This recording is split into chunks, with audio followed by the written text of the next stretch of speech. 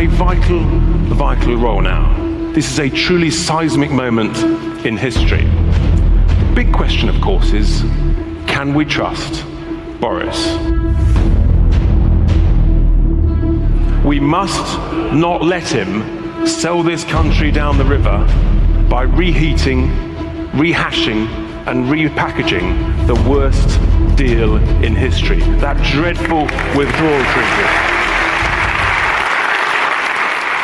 Please welcome to the stage, Richard Tice.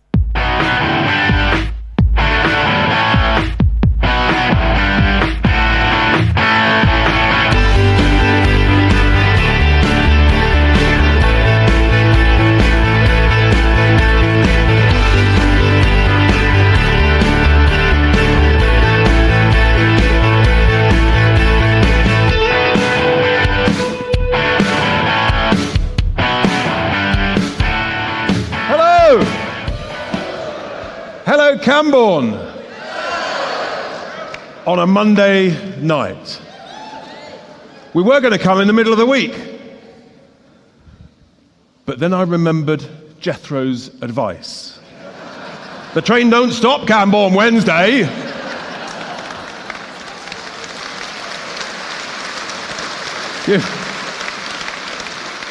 You've no idea how long I've been practicing that. I'm very glad that you laughed. What a week, ladies and gentlemen. I mean, what a week. Who knows what is going to happen? The only thing we can be certain of is that tomorrow is Tuesday. Literally, in political terms, we have no idea what is going to happen. History will show that this Saturday could be one of the most extraordinary days in political history. And we've got an extraordinary situation, haven't we, where basically you've got MPs, on the one hand, they're calling for Boris to resign, but they won't sack him, even though they've got the numbers to. Dear Boris, actually, he used to think himself a bit of a winner. He's had 8 votes in Parliament, and he's lost all 8 of them. And yet, these same zombies in Parliament, they won't let us, the people, have a vote. It's utterly, utterly disgraceful. And because we don't know what's going to happen, we have to be ready for anything. And that's why when you see our messaging, you can see we are ready. We're literally ready for anything. We want a general election, but I have to tell you,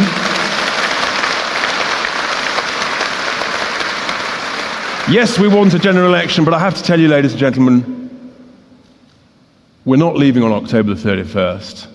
And heaven forbid, we may be faced, given what these MPs may get up to, we may be faced with a second referendum. So we have to be ready for absolutely anything.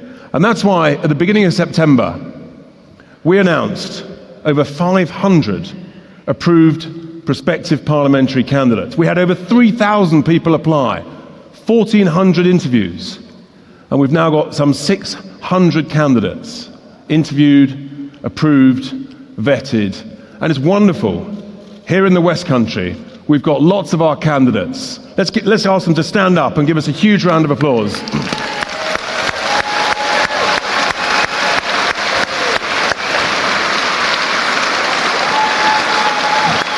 And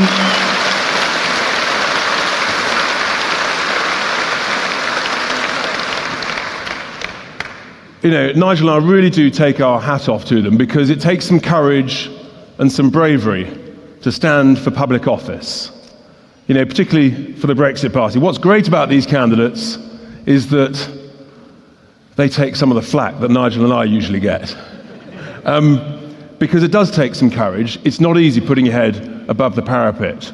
And one of the key things about our candidates is that they're real people. They've had real lives. They've been around the block a few times. They've succeeded. They've achieved. They know how life works. We've had enough of boring, pretty perfect policy wonks in Westminster. We want some real people running this country.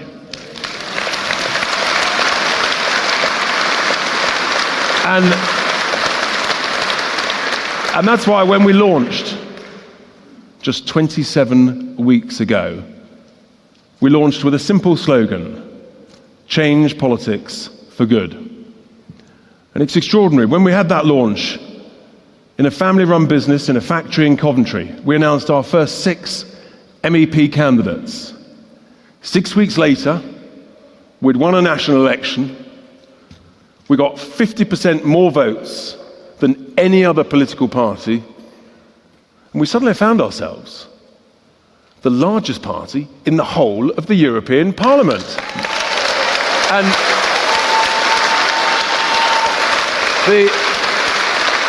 thank you for all of your support.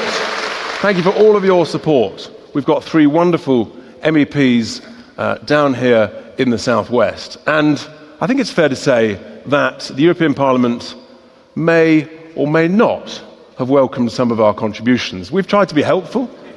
We've tried to be constructive. We've discovered all sorts of scandals.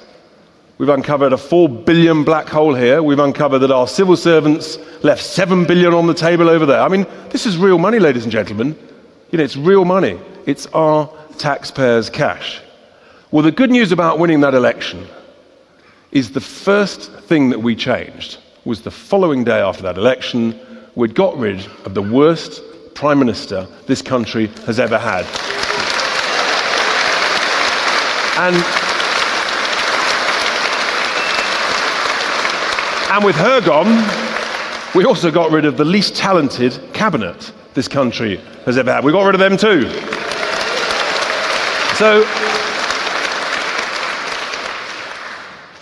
And we then had, at the end of June, we had our what we called the Big Vision Rally, which is where we released our first other domestic policies. We had 5,000 people, the biggest political rally this country had seen for over 25 years in Birmingham. And we announced some really key strategic policies. We said we would cancel the ridiculous, absurdly wasteful HS2 railway, which would save 100 billion quid.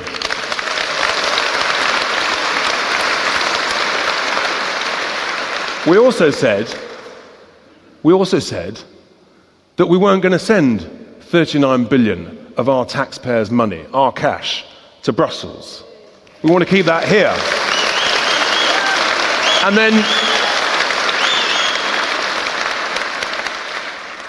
And we also said that we didn't want to send 50% of our bloated, wasteful foreign aid budget overseas. No, we wanted to invest that back here in the UK.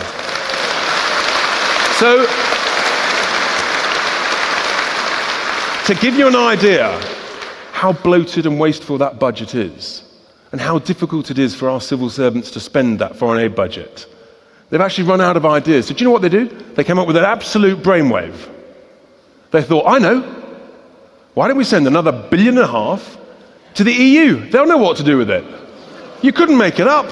This is our money, real money, ladies and gentlemen, that should be invested here. So if you add those two things, 39 plus the foreign aid budget over the next 7 years, that's 100 billion quid that Parliament thinks is a good idea to send overseas, and once it's gone forever. We want it back here in the UK, in our infrastructure, in our public services. So, at about that time, the Tories were in the middle of their leadership campaign, and Boris got elected. Well, you know, I mean, he's better than the predecessor, isn't he? You know, at least he's trying. But the big question, ladies and gentlemen, and we're going to see it this week, this is the crunch week, can we trust Boris? That's the point. We'd like to.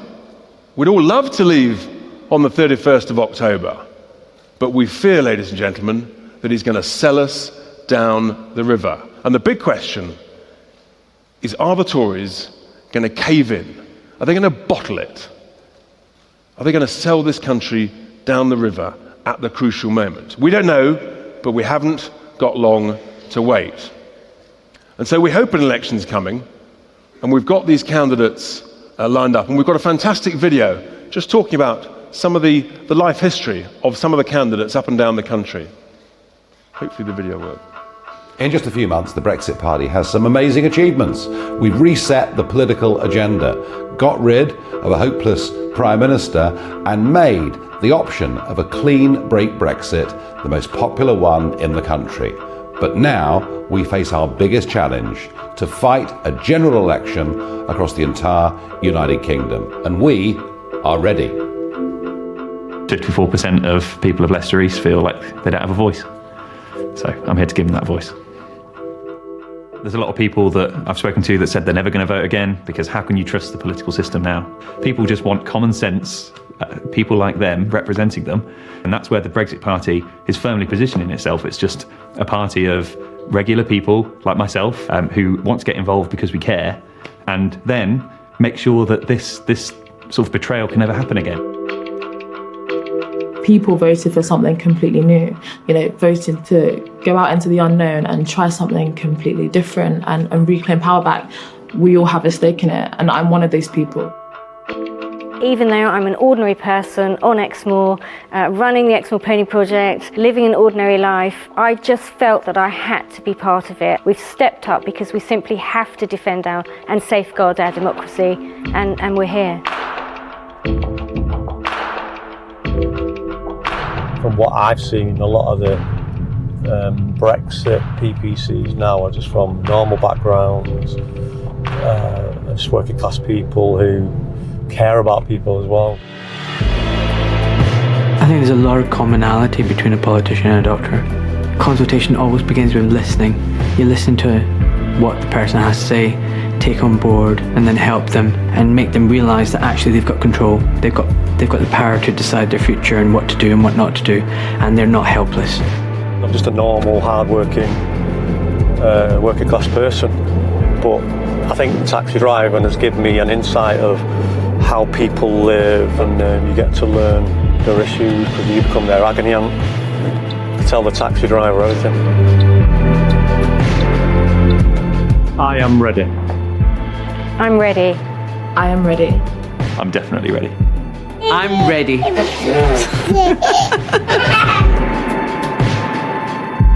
We have an extraordinary cross-section of people from every walk of life making a stand for democracy. They will be our candidates at the forthcoming general election, and we are ready.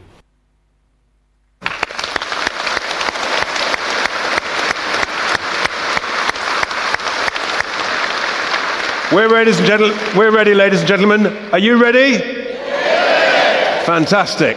We're going to need to be for whatever's going to come down the road. And I truly believe that these candidates, without question, it's the highest quality group of candidates that have ever stood for public office in this country. And my word, don't we need it? We really, really do. I'm going to talk more about policies later. It's flattering, actually. They say that imitation is a form of flattery. It's very flattering. The Tories have already started to copy lots of them. Indeed, they've even started to copy the way we do rallies, the way we do our videos. They're so bereft of ideas of their own. But our first speaker this evening actually was on that film. She's the prospective parliamentary candidate here in the West Country in North Devon.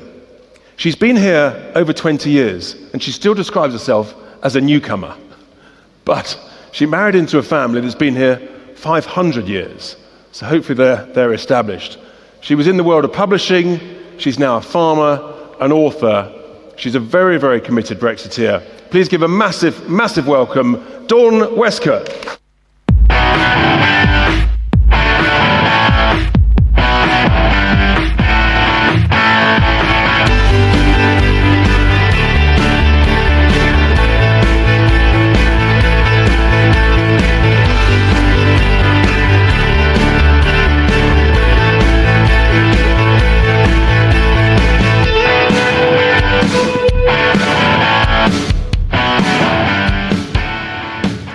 Goodness. Well, good evening. As Richard has said, I'm the PPC in wonderful North Devon, where recently the Lib Dems have been calling our lovely West Country people a bunch of isolated, untravelled racists, engaging engaging in hate crimes due to Brexit, and saying that stopping Brexit is like fighting the Nazis. Well, I hope the West Country responds robustly at the ballot box.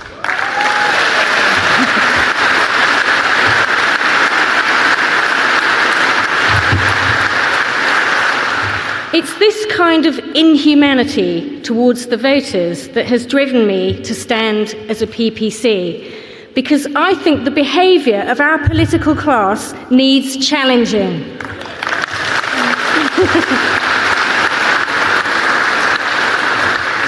I'm married to an Exmoor farmer, and we founded the Exmoor Pony Project to safeguard this endangered breed. And part of that work is to encourage more respect and empathy and better treatment of the ponies. And I think the Lib Dems could perhaps come on one of my workshops.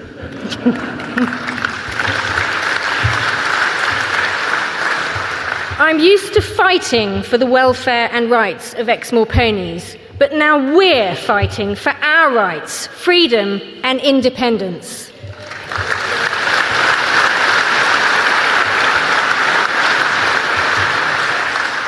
We have 70 million people to feed in this country, and farming and food security are a national priority. Our farmers maintain world-class animal welfare and quality standards. Sorry, just got to go to that other bit here. But they face unfair competition from cheap food imports with lower standards, and we don't want to be eating animals that have been kept in horrendous conditions or slaughtered in horrendous conditions. We don't want to be importing food.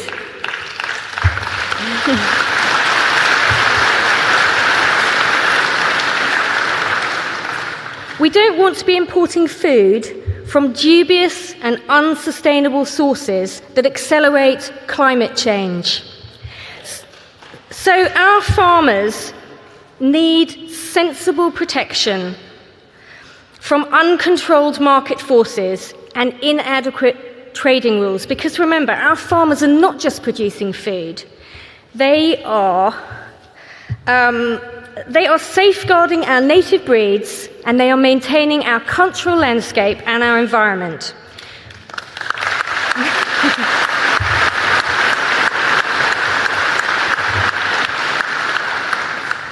So let's put that support into context. The NHS gets £150 billion a year. Education gets £90 billion a year. But agriculture and environment gets just £4 billion a year. Now that's a very realistic price to protect our food security, safety and quality, and to maintain the balance between food production, animal welfare, and environment and wildlife conservation. So let's burst now one of the great farming myths. British farming is not reliant on EU funding because it's our money, and we only get back, the government only gets back about 40% of what we give them.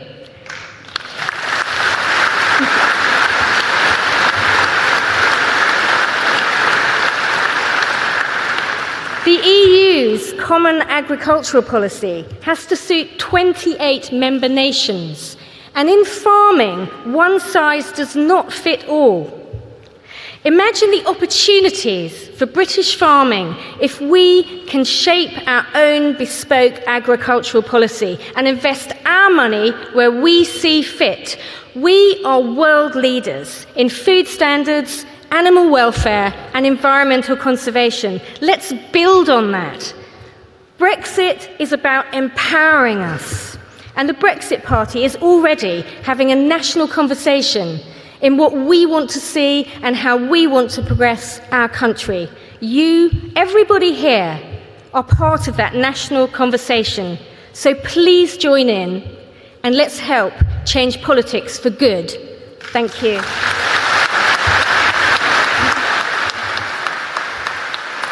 Well done. Integrate.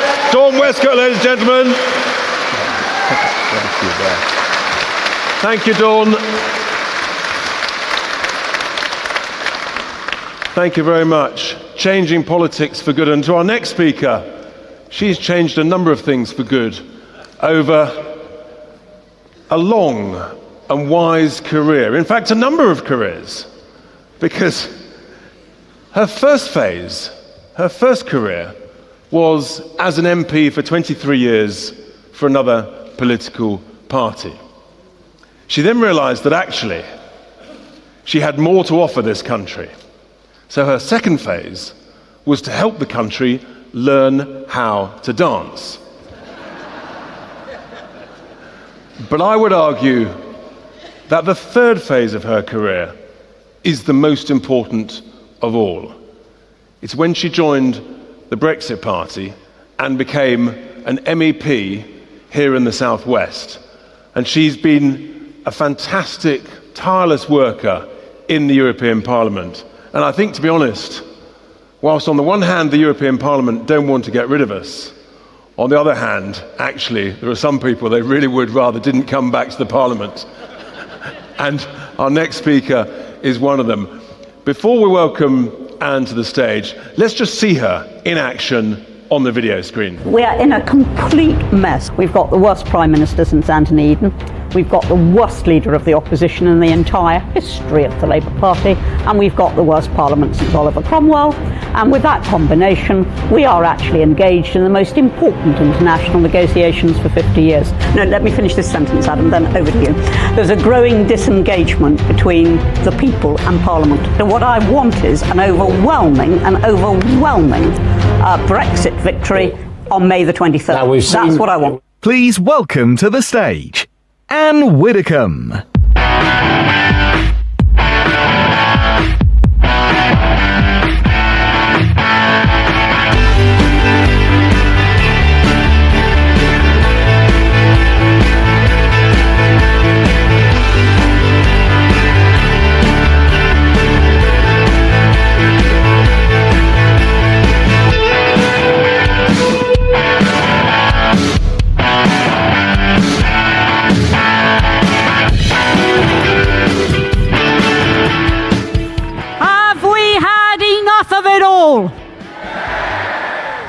So what are we going to do?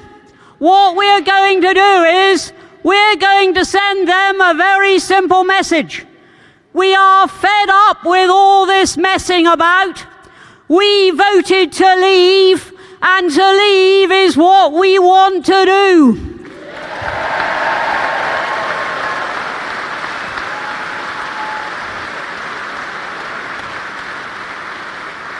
And we're so fed up with all this messing about that if they don't get Britain out by the 31st of October, then we will get them out in the next general election.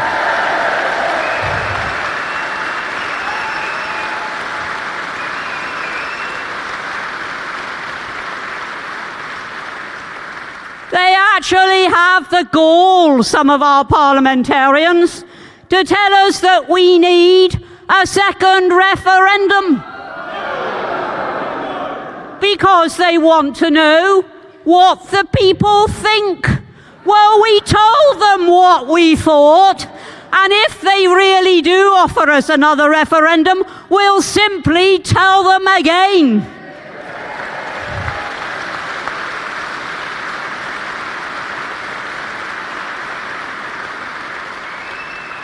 Oh, they say, but we didn't know what we were voting for. We knew exactly what we were voting for. We were voting that we should make our own laws, control our own borders, be in charge of our own trade deals, and be governed by a government which we, Britain, have democratically elected. That's what we were voting for.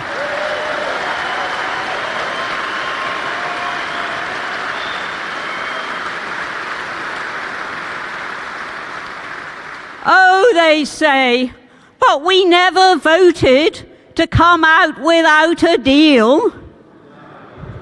We don't need a deal merely to leave the EU.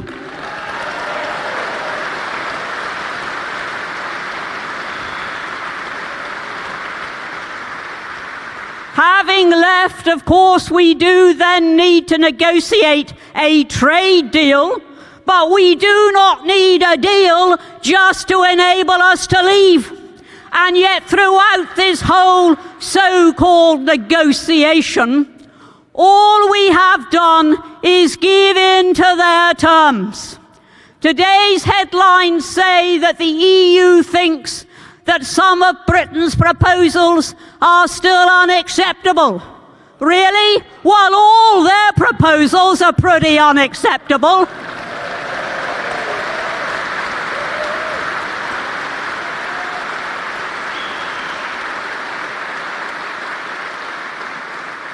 Oh, we're told we mustn't use emotive terms. We mustn't talk about surrender.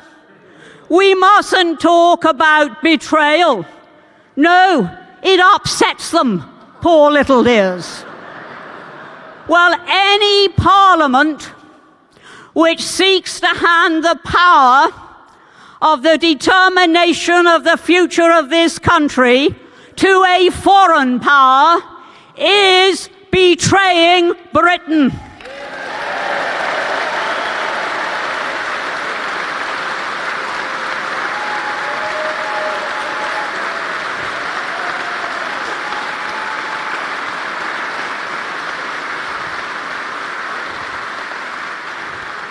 So if they don't like the term betrayal, then let them stop betraying us, and we'll stop using the term. Oh, and they don't like the term surrender. But if you perpetually give in to the demands of a foreign power and don't assert your right simply to say, no, that's enough, we're going, then that is surrender.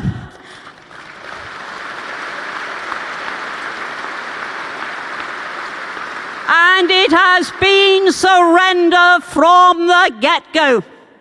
The EU said to Theresa May, we will not negotiate a trade deal until we have negotiated the divorce money. Theresa May at that stage should have said, and we won't negotiate the divorce money until we've negotiated the trade deal.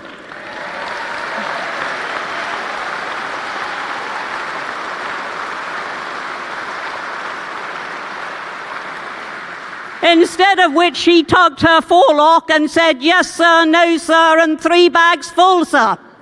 And that was her attitude towards the likes of Juncker and Barnier. Well, at least Boris will have a row with them. And that is something that I do respect Boris for. But what is he going to deliver on October the 31st? Now, if he delivers leaving in a clean break, which then enables us to negotiate a trade deal from a position of complete independence, then, of course, he has delivered on his promises. But if all we get is a re-souped version of Theresa May's surrender deal, then that is not leaving at all. How can we be said to have left if we are still tied to a European army, tied to ECJ judgments? If we have no voice, no veto, no vote, how can that be said to be leaving the EU? So, Boris, it isn't what you say that matters, it's what you do that matters, and that is how we will judge you.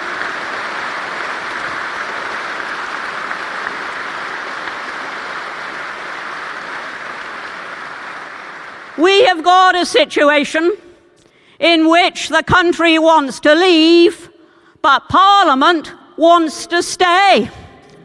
We have got a situation in which Parliament wants to get the government into a position where it cannot govern. And the government is at odds with the Speaker. What a mess. Is it any wonder that the EU laughs at us? And that is what they do. And we have been made by our Parliament into an international laughing stock.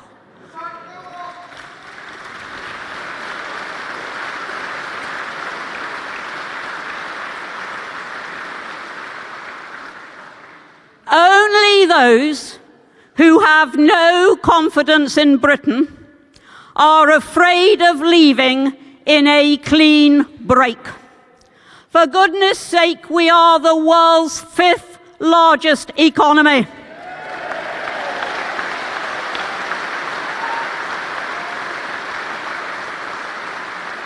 What have we got to fear?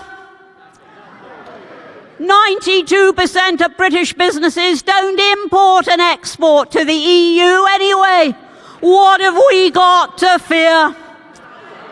The head of the port of Calais, as well as the authorities at Dover, sing from the same hymn sheet, and they say it will all be all right. The traffic will flow the day after a clean break. So what have we got to fear? This is the nation which gave Europe its freedom.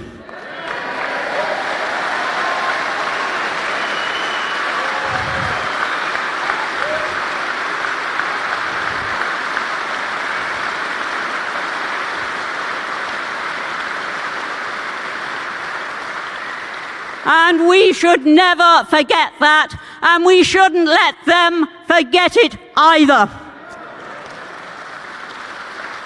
And if we betray the wishes of the British people, we not only betray the people who voted leave in the referendum, we betray future generations and the memory of those who fought for that liberty in the past.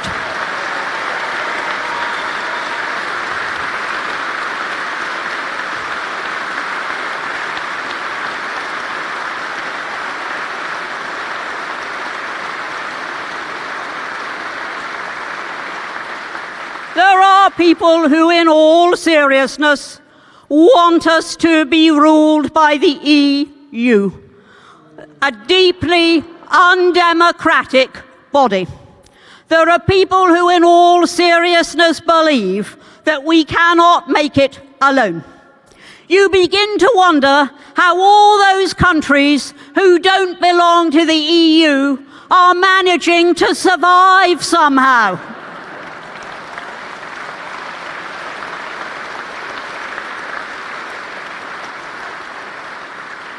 You begin to wonder how Australia and the United States and New Zealand survive. They're not members of the EU. You begin to wonder how Norway survives. At least it half left the EU. Now, what we must make sure of is this, that we don't half leave. If we are standing there at the end of it with one leg in and one leg out, that is almost as bad as not leaving at all.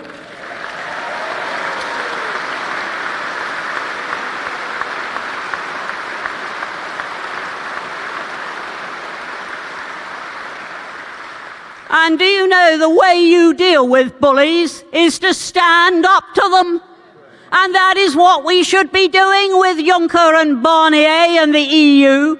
We should be standing up to them. And we should be standing up to those parliamentarians who, having been elected on manifestos that said, we will deliver the referendum result, are now quite deliberately doing everything in their power to prevent us leaving, to keep us in, to remain, to overturn the result of that referendum, while we are ready to stand up to them.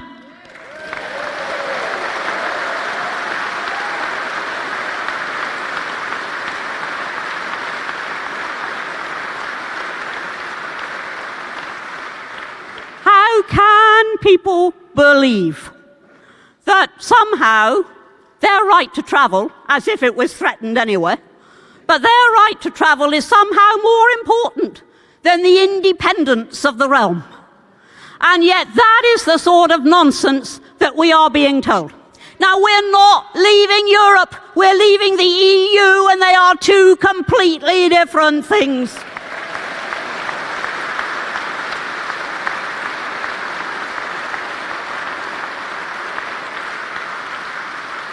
Before we went into the EU, we travelled in Europe, we lived in Europe, we worked in Europe, we had cultural exchanges with Europe. We did it all without being members of the EU, and we can do it again. Are the Swiss not able to travel in Europe? Are the Norwegians not able to study in Europe? Does no American work in Europe? What scaremongering tactics is it to suggest that because we leave the European Union, somehow we're going to be isolated and not welcome beyond the confines of Dover?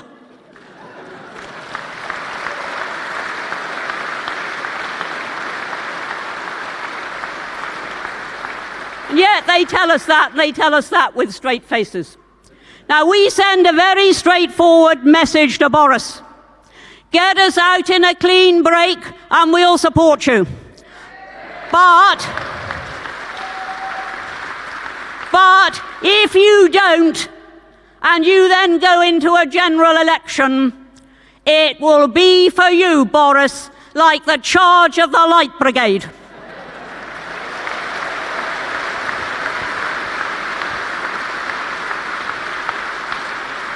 And Brexit to right of you, Brexit to left of you, Brexit in front of you will volley and thunder.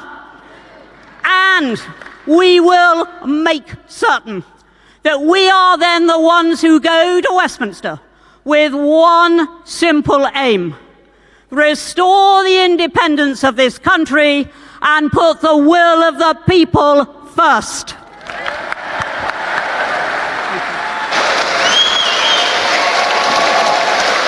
Isn't it great?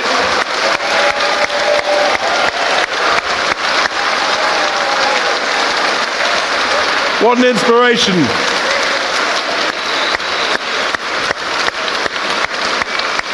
What an inspiration, ladies and gentlemen.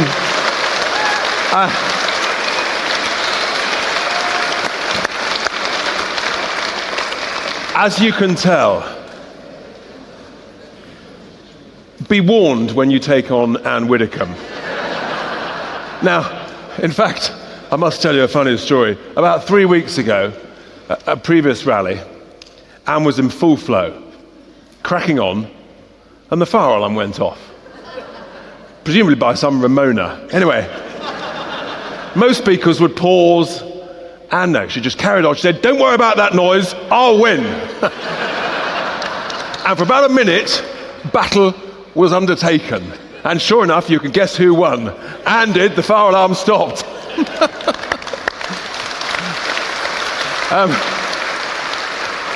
And so to our next speaker, who is a prospective parliamentary candidate for St Ives.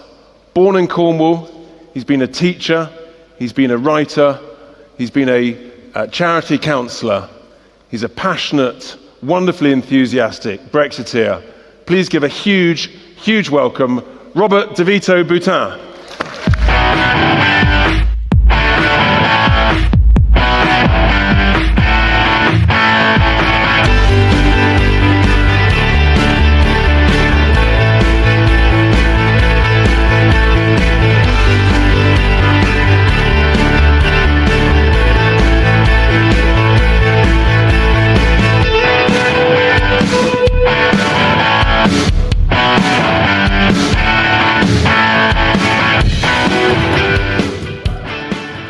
Wow, what a great evening. And what a great audience. Just give yourselves a round of applause because we've got such a great atmosphere in here tonight.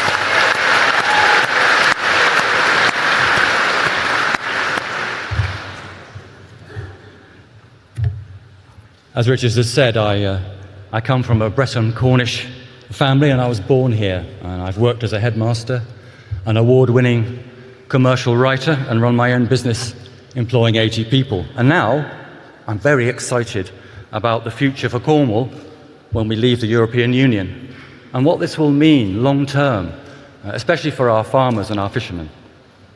And the conversations that I've had with many of you, your courage, integrity, hope, your ideas. One example, a suggestion from Peter, Newlin's skipper, to create a fisheries college for Cornwall to inspire and train the next generation. It's genius.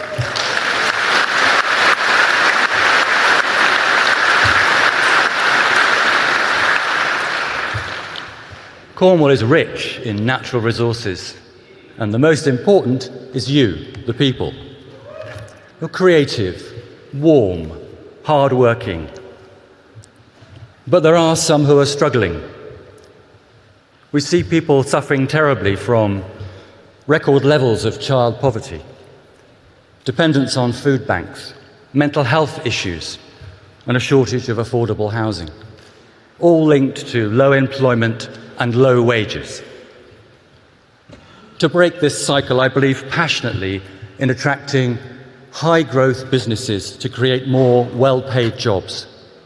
This means openings for graduates and skilled workers, which brings better opportunities for the unemployed, the young, and everyone, and proper wages.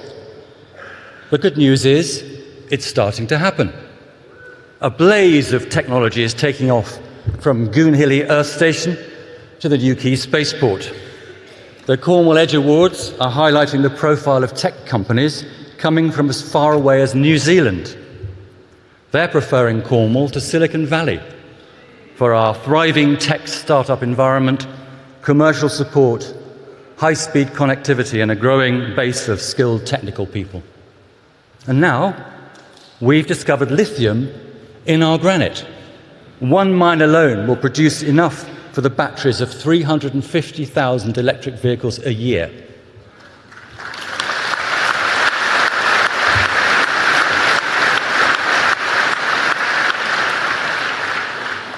As some people have told me that they're concerned about what they see as the loss of EU funding. But there's nothing to worry about. The EU doesn't have any money.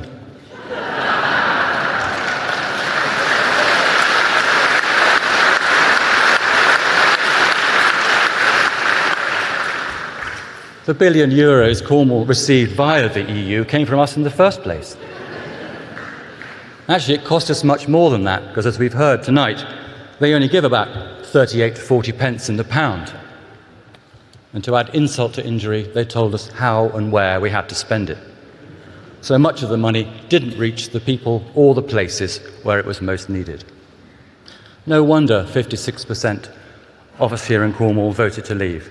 56.5%, I should say.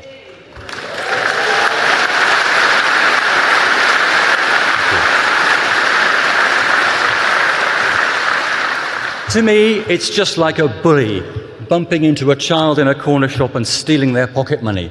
Then the bully gives a bit of it back and orders the victim to spend it on something they didn't come in for.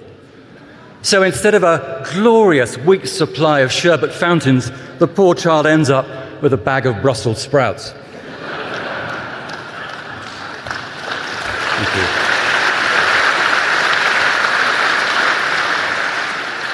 With our own money, properly invested locally, we'll be in a much better place.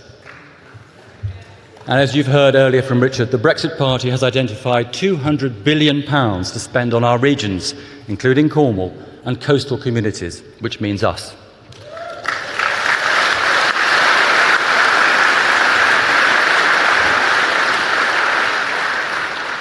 So our farmers will be more than all right.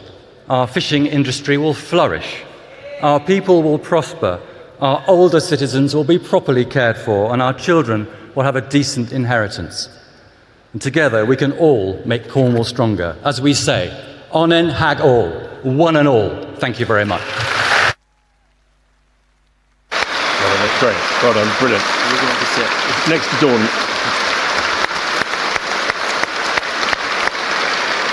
Thank you, Robert. Thank you, Robert. And so to our next speaker, ladies and gentlemen, another of the elected MEPs for the Brexit Party here in the Southwest. She's been a nurse, a charity worker, and now she is a hard-working, fantastic MEP for the Brexit Party, working really hard in Brussels to look after our interests. Of course, the truth is, we were hired for a job we want to be fired from as quickly as possible, but we fear we're going to be there for a while.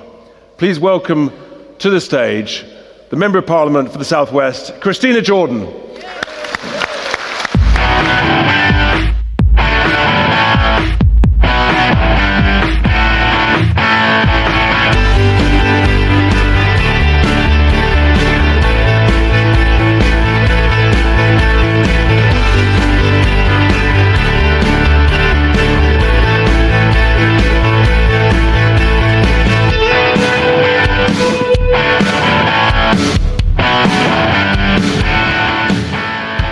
Good evening, everyone. Before I begin, I would like to say a few words about Anne, Richard, Nigel, and the incredible team who work tirelessly behind the scenes. Without their foresight, their personal sacrifices, and their dedication, any chance of Brexit would have ended a long time ago, and we would be shackled forevermore to a federation. May I please take this opportunity to ask you to show our big three and the incredible people who work with us our appreciation and give them all a big round of applause.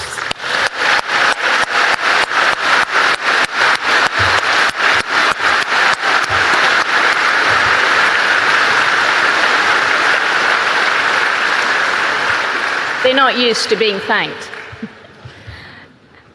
As we stand here today, there is still a question mark over Brexit. That is because having access to power, influence, and money is now more important than people's votes. It is more important than the results of a democratically held referendum. It is even more important than Her Majesty's government. Who actually rules over us now is the worrying question we must all ask ourselves. Have our votes become meaningless? Do we allow this state of affairs to continue? As Brexit supporters, we have had everything chucked at us, metaphorically and literally. But the slurs, the accusations, the mudslinging have not stopped us, and they never will.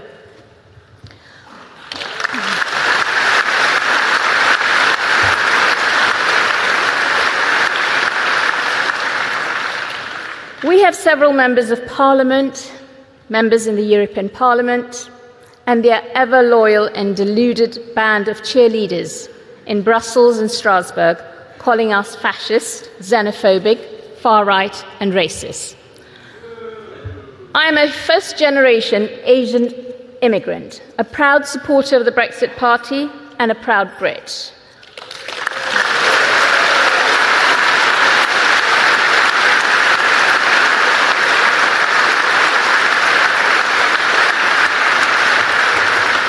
Are we bothered by the name-calling? No. Because they would have to be true for us to give a damn about what these people say or think.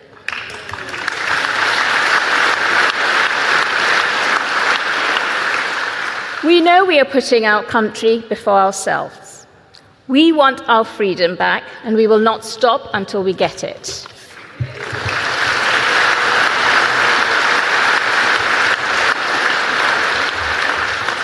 What we have in the European Parliament is not democracy.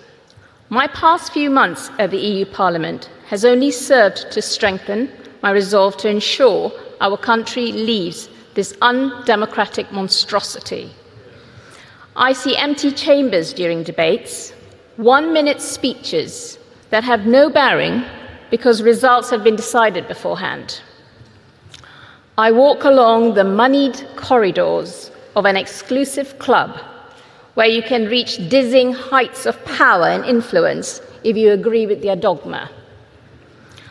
One of the more depressing moments for me was when I spoke to two independent MEPs. I asked them why they looked so upset, and they replied that the voting procedure was much too quick for them. They could not keep up with the resolutions and amendments that were called out, and so had no idea what they voted for. They did not belong to a bloc, so not for them generous amounts of money by the benevolent EU for meeting rooms or expert staff to do in-depth research into resolutions.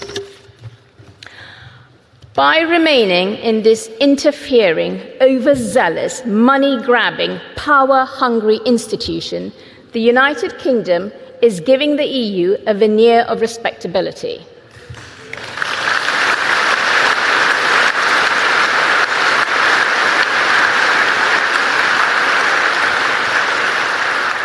We are agreeing with them that having just one name in a pretend ballot for President of the European Commission is acceptable. We are agreeing to an EU army. We are saying they can help themselves to our fish. We are agreeing to a United States of Europe. We are telling the world that votes do not count if they go against the wishes of unelected rulers. But we know we are better than that, because we know what is right. Westminster is preventing our country from realising what is rightfully ours. We put MPs on those green benches, and because they know we can remove them, the majority of those MPs are refusing to hold a general election. They are fret.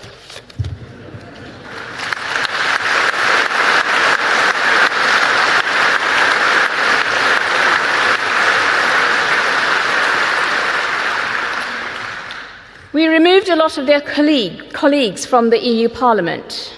We will do the same in the House of Commons.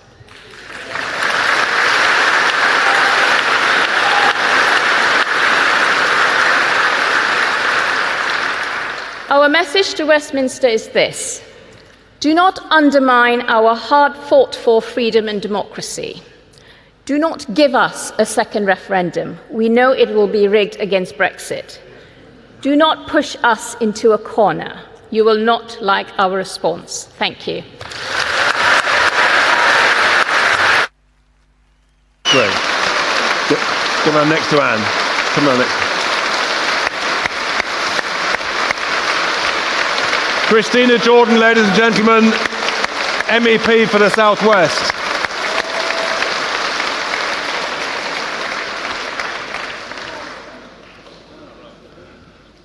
And as we get ready for this forthcoming general election, hopefully sooner rather than later, we recently produced our first party political broadcast. Some of you may have seen it, but we're rather proud of it. So I thought we'd just show it on the screen in case you haven't seen it now. Hopefully we can have that. Why hasn't Brexit happened yet? Will it happen at all? You might be bored of the B word, but Brexit is the big battle of our lives. It's critical.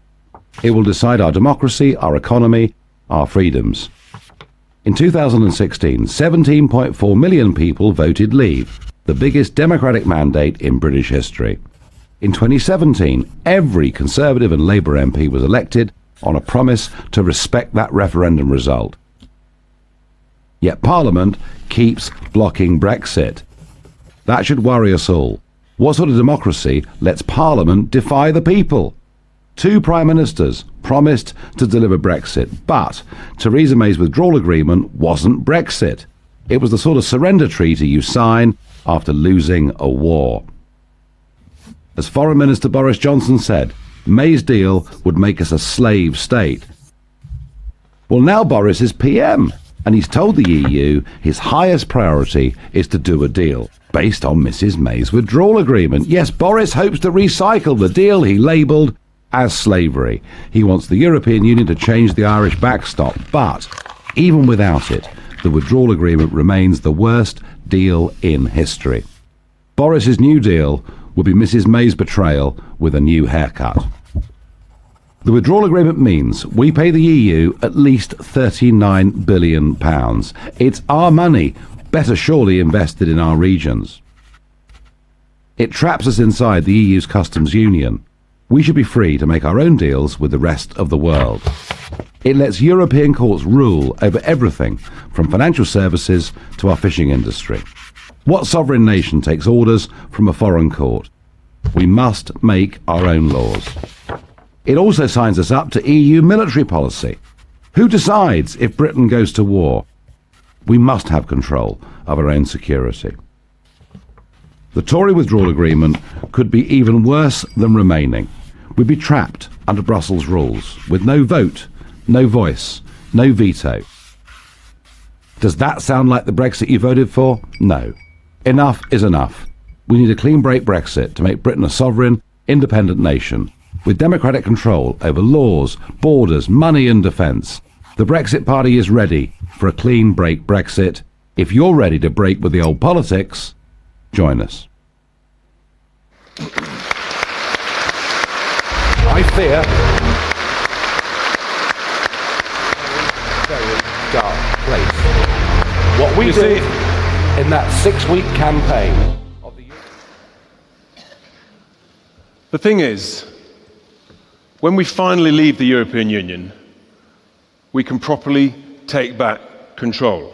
There's so much we can do with competent, common sense policies by competent, capable, successful people.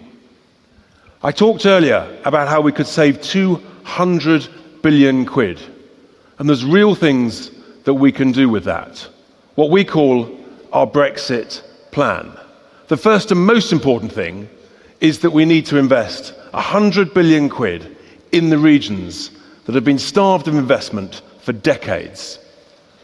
Road and rail schemes all over the country.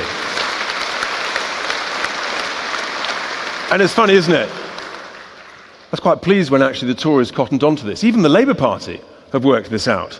But the thing is, they talk a good game, but what do they actually ever deliver? We've got to invest in broadband and super-fast Wi-Fi.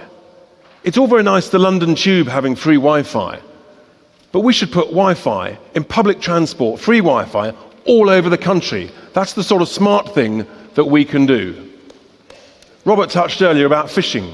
We need to invest in our fishing and coastal communities. It's a huge, huge opportunity for the country. We want to invest in young people. It is utterly outrageous that all of the students that go to universities, they're charged an exorbitant amount of interest on their student loans. It's not necessary. So we in the Brexit Party, we say that there should be zero interest on all student loans for our young people, our children and our grandchildren.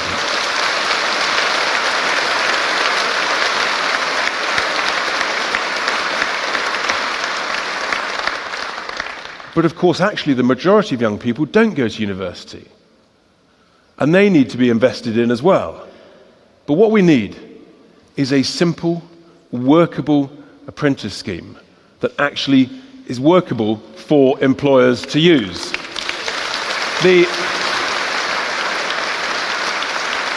Again, the Conservatives, bless their cotton socks, they created this thing called the apprenticeship levy.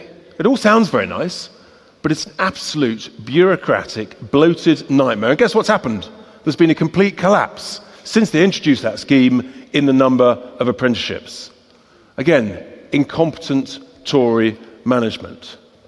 We've got to invest in our high streets because they're actually important parts of our communities. So we say there should be zero business rates on all high streets outside the M25 across the whole country.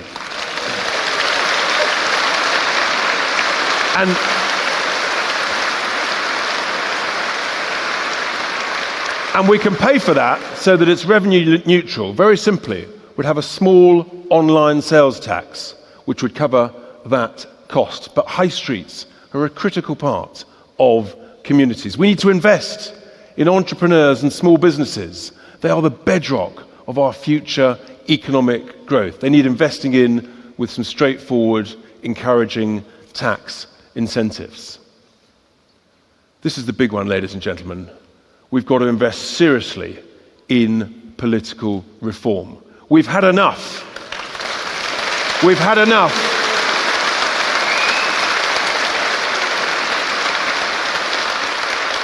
We've had enough of the current system in Westminster. Never before have we seen such absolute catastrophic failure. We need to have a serious debate about abolishing the House of Lords.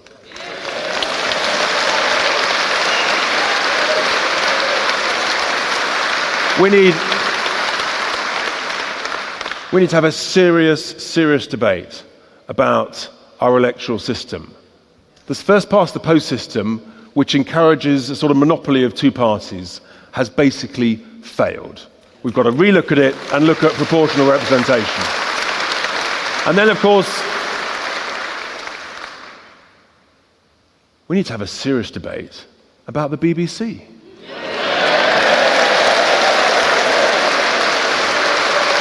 That always goes well. Bless them.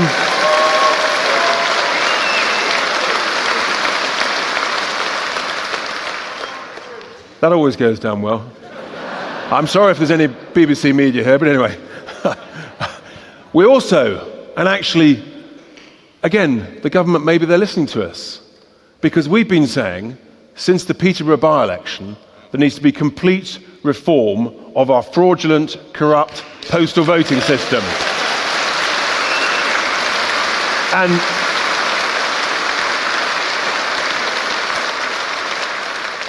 And the government have started to talk about it in today's Queen's speech. We will hold them to account.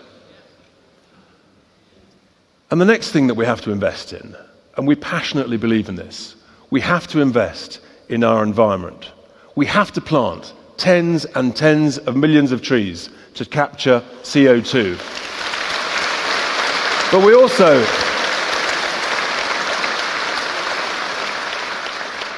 we also have to invest in recycling, ladies and gentlemen, because it is completely morally indefensible that when we separate out our waste and we put it in the different bags and bins,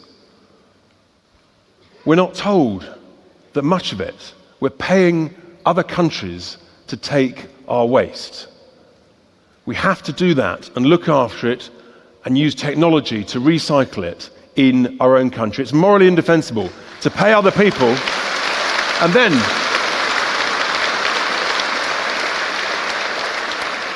they don't recycle it, they either stick it in the land or they burn it or they throw it in the sea. That is unacceptable.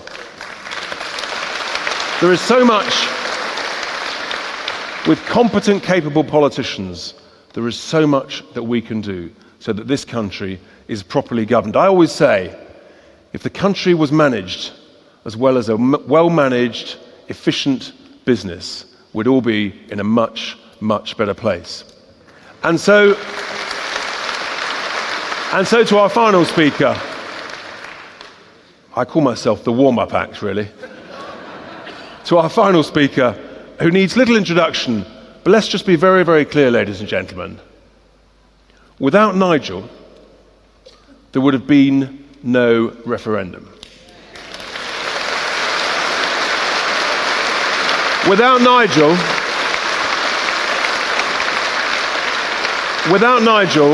there would have been no Brexit vote. And without Nigel, there would be no Brexit Party. Before we welcome him to the stage, let's just see him in action on the video.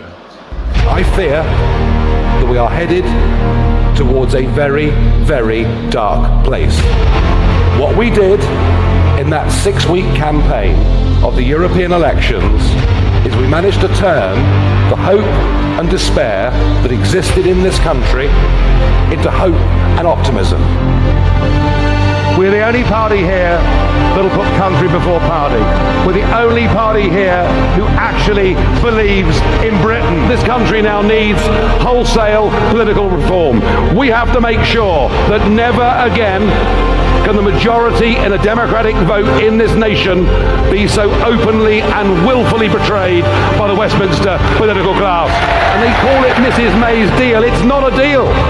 It's a new European treaty. I didn't fight for 25 years to leave the European Union treaties to sign up to another one, Boris. And we will fight you to the end if you dare do this to us. Whatever tricks they try to play, whatever deception we read or see, the referendum let the genie out of the bottle. And we are going to win. Please welcome to the stage, Nigel Farage.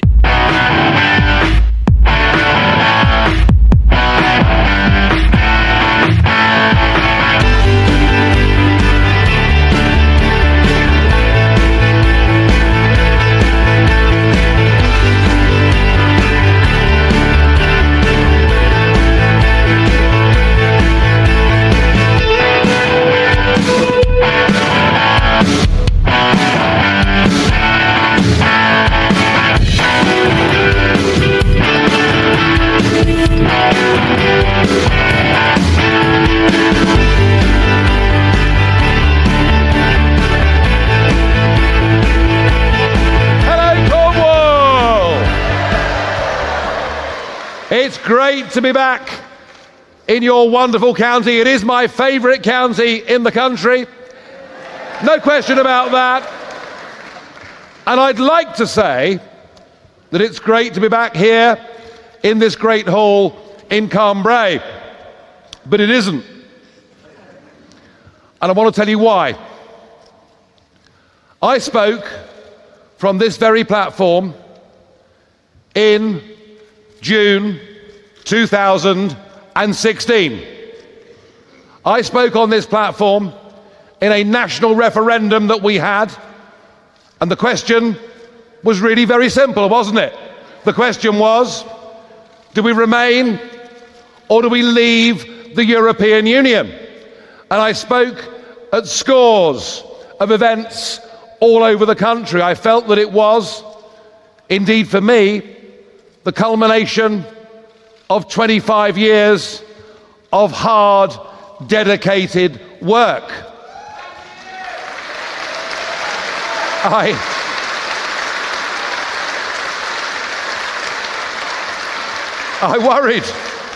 worried for much of that period as to whether I might become the patron saint of lost causes, because I kept on battling and fighting. But I simply believed that the European project that my parents' generation had signed up to, that was supposed to be about trade, had turned into a political monster that was taking away our democracy and our identity. And I believed throughout all that period of time that the best people to govern Britain are the British people themselves.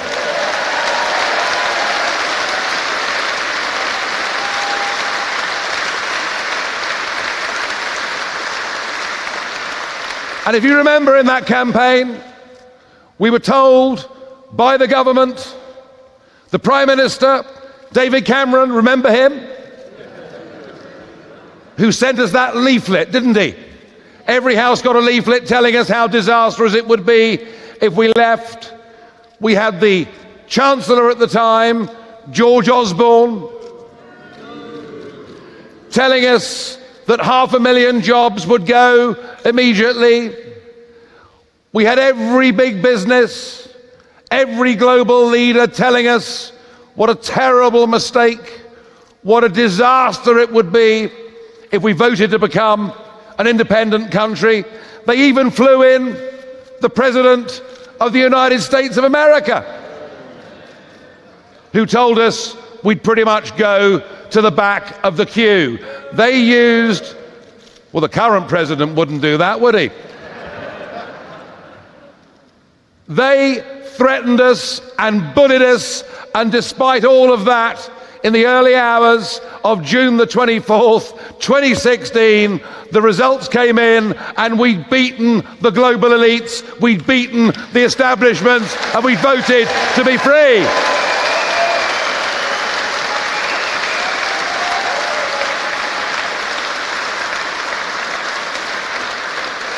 But the reason that I'm back here in this hall this evening is that nearly 3.5 years on, what we have witnessed has been a continuous campaign from the same group of people who told us, whatever the referendum result, they would implement it.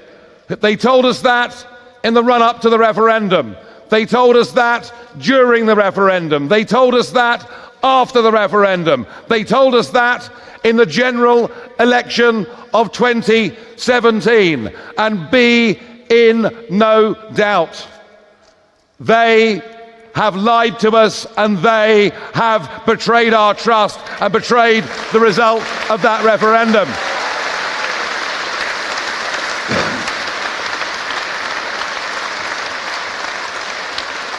And so I thought, I have no option but to come back into the political fray and found the Brexit Party, and it's the best thing I ever did. Best thing I ever did.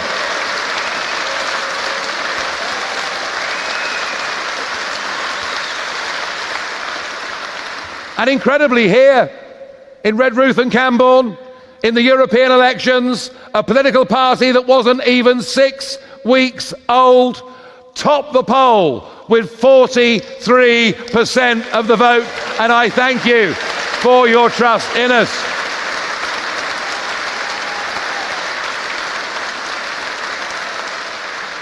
Which is surprising, really, because everywhere I go in Cornwall, I see this ghastly European flag.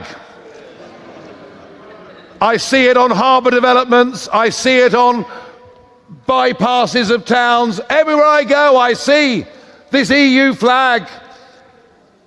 And the myth. I hate it too, sir, don't you worry. Oh, I do, don't you worry. But everywhere I go, I see this flag and the words, this project was part funded by the European community. And to listen to the politicians across the southwest of England, and in particular in this county, you would think if it wasn't for the European Union, you'd all be starving.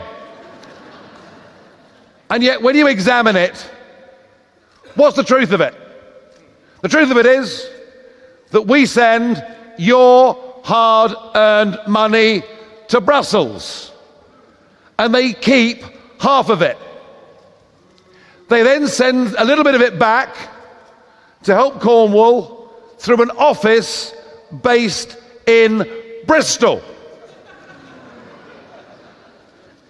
where lots of very well-paid bureaucrats convince themselves over lunch, not that I'm against that sort of thing, but convince themselves what a wonderful job they're doing, and some of that money comes into Cornwall. If you actually analyse how much money is coming into Cornwall, it is a few tens of pounds a year per head of population. It is a literally minuscule sum of money, nearly all of which we then have to match out of local income through council tax. Please do not buy into the myth. Do not buy into our career political class and the civil service and all of those getting fat on the land of taxpayers' money.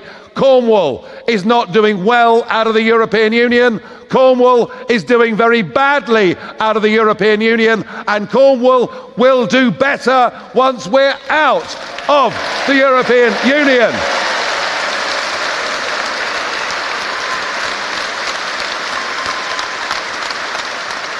And of course, I mean, this county is virtually an island, really, isn't it?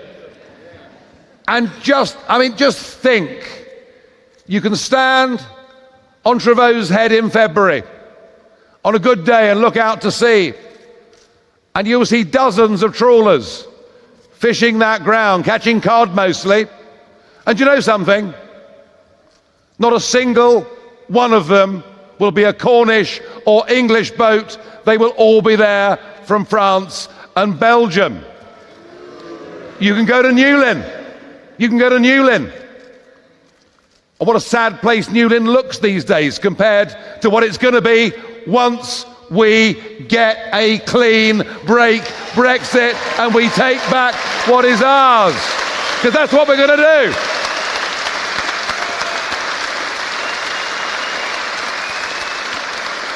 See, I'm sick of this. I'm sick of this negativity. I'm sick of these political figures who haven't got the guts to stand up for our country, to stand up for our people, too happy to bow down at the Brussels altar. I heard George Eustace.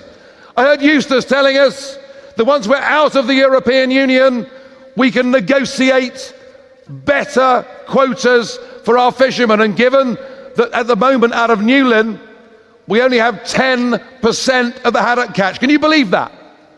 Only 10% of the haddock catch. And I want to, as I'm in Mr. Eustace's backyard, Mr. Eustace, give you a message. We in the Brexit Party and the 17.4 million people that voted for our country to be free did not vote to have a higher level of negotiation in Brussels. We voted to take back our territorial waters and to give our industry a real chance.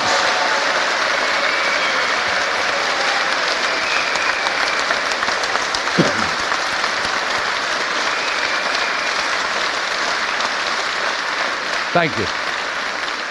But I'm afraid that level of giving in, caving in, dare one say, perhaps even surrendering. Now, this is a word. This is the word that Boris uses a lot. And don't misunderstand me. I like Boris.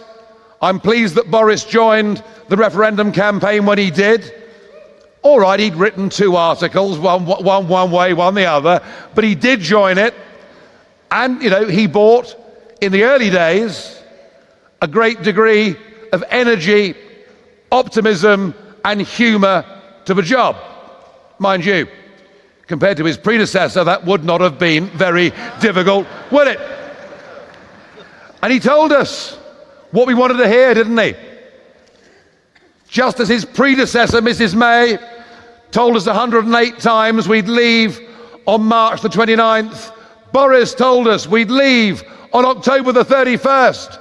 We'd leave, do or die. He'd rather die in a ditch than extend beyond the 31st of October, and this very much was what people wanted to hear. And yet, from him, and now I think from Jacob Rees-Mogg, we're hearing very different language.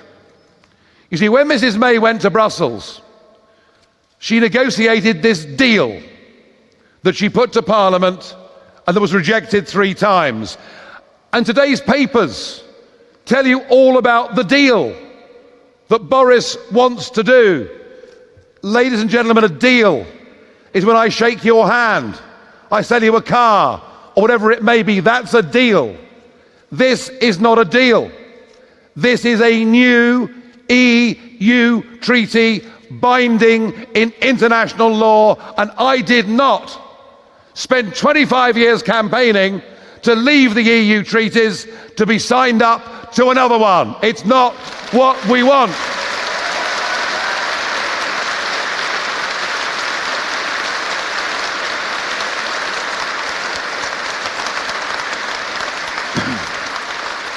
We're told we should be reasonable. Think I'm pretty reasonable? We're told we must compromise. But I can't compromise unless Boris brings home on Friday something that takes us out of the single market, out of the customs union, out of the jurisdiction of the European Court of Justice, gives us back the ability not just to make trade deals, but to reform friendships with those countries out there in the world that actually like us. And I'm thinking about the 54 members of the Commonwealth and the English-speaking world.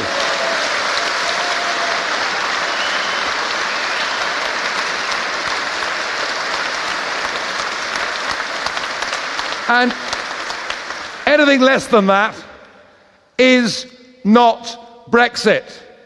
Brexit in name only on the 31st of October is not worth having. The acrimony would go on for years. We would be at their mercy. And we would rely entirely on their good faith. Good faith. I've worked there for 20 years. I know them.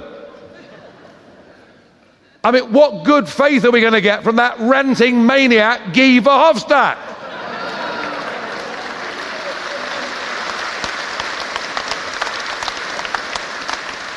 What good faith are we going to get from Mr. Juncker? Although he's very jolly after lunch, let me tell you. I rather like him, actually. I don't agree with him, but I rather like him. And you know something? That is a very important point.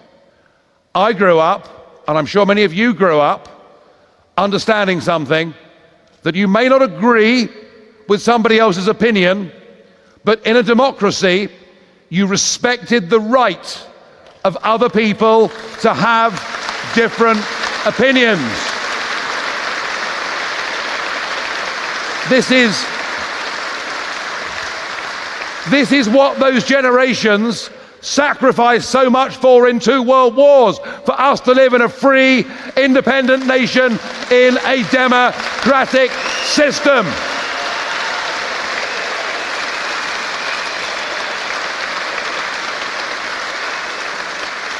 And so when these outright liars and betrayers in Parliament, who told us they'd respect our vote and have spent 3.5 years trying to water it down, trying to stop us, and who will this Saturday, and let's hope and pray they fail, but they will try and make us vote again. But that is what they will try to do. Let us hope they fail, but that is what they will try to do.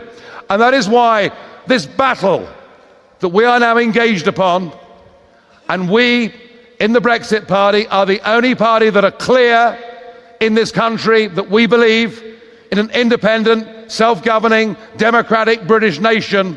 What we're engaged upon here is now about far more than Brexit.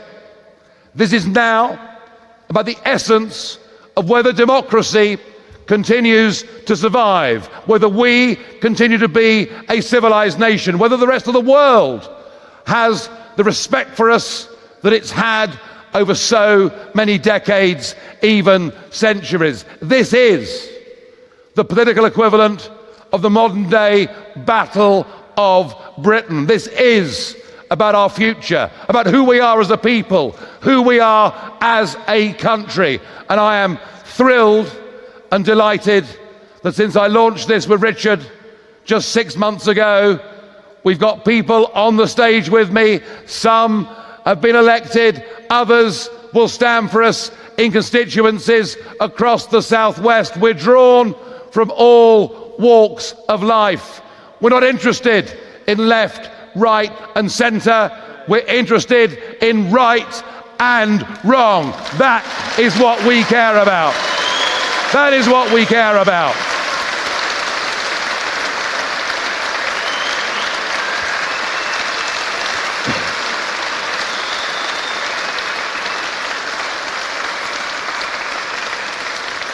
And we are ready. We are ready to take on the Liberal Democrats, who now, despite campaigning for that referendum, despite their elder statesman at the time, the late Paddy Ashdown, saying they would implement the will of the people, now want to revoke, now want to tear up the greatest democratic exercise in the history of our nation. We are against them and we will fight them equally. Equally.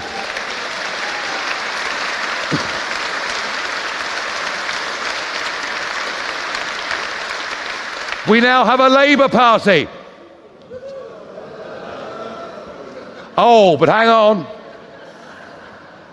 They've got a great new policy. Oh, it's genius. Did you see Emily Thornberry on Question Time the other week? It was agony. Poor old Richard sat next to her for an hour. It must have been a nightmare. The Labour Party policy is they want to go to Brussels, negotiate a new deal, put it to the British people in a referendum, and then campaign against the deal that they've negotiated. I mean, you couldn't invent it. But Labour have broken all of their promises, and I worry, I hope I'm wrong, but I worry that Boris Johnson may be about to do the same thing in Brussels on Thursday night. I hope that he doesn't, but I'm fearful. I see the mood music. Some change to the backstop. You know, Mr. Juncker, I saw him the other week in Parliament. He said, I have no emotional attachment to the backstop. By 7 o'clock that evening, that had changed to I have no erotic attachment to the backstop. But you can see a fudge on the Irish issue is perhaps about to come, but everything else, I suspect, will remain the same. All I can tell you is this: we are ready to fight whatever battles come. We are utterly determined that that referendum result will be delivered. I believe the genie is out of the bottle. I believe we're going to win this. But I want to know, are you with us? Thank you.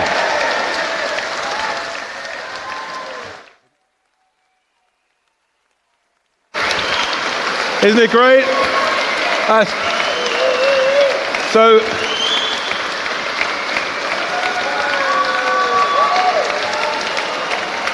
they're ready. They're ready.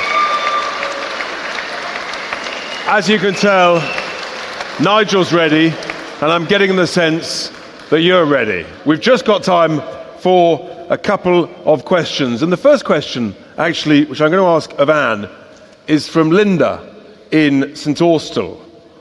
What can we do about EU propaganda in schools?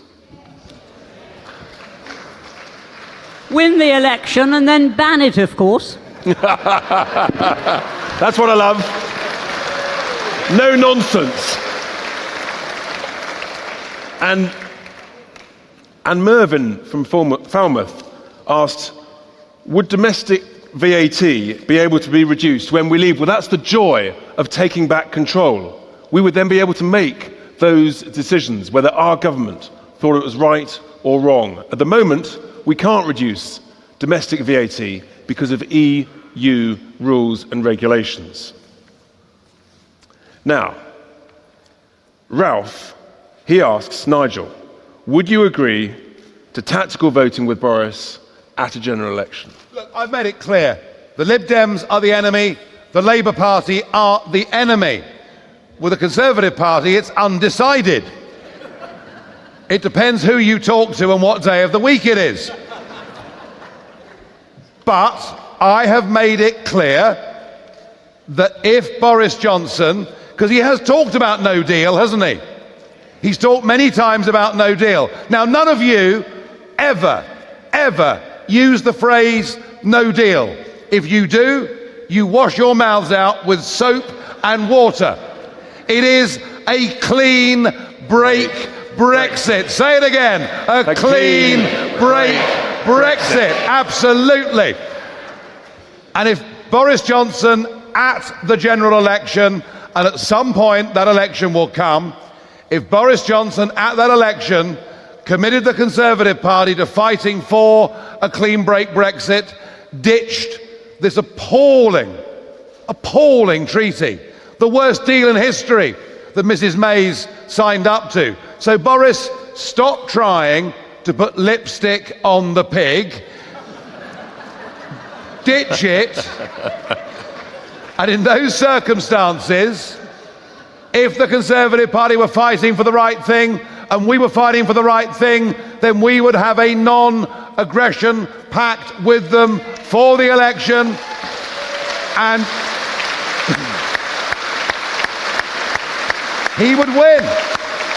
He would win. Clean break Brexit is now the biggest majority opinion in this country by far. We in the Brexit Party have given voice to that. We have shifted public opinion, and I'm proud that we've done that. And I want you, please, to leave here tonight not just agreeing with us, but committing to help us spreading that message and working with us. Because the one thing I can tell you, important though it's been to build this party, to build this movement, if the right opportunity comes along, we will always, always put country before party.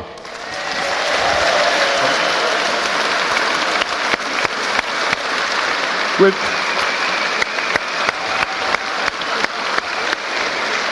country before party, ladies and gentlemen, that's what we stand for. That's all we've got time for. But before we go, let's have everybody on your feet to make sure we send a huge noise to Westminster. Are you ready? Are you ready? Are you ready? Thank you very much. Have a very safe trip home. Thank you for coming.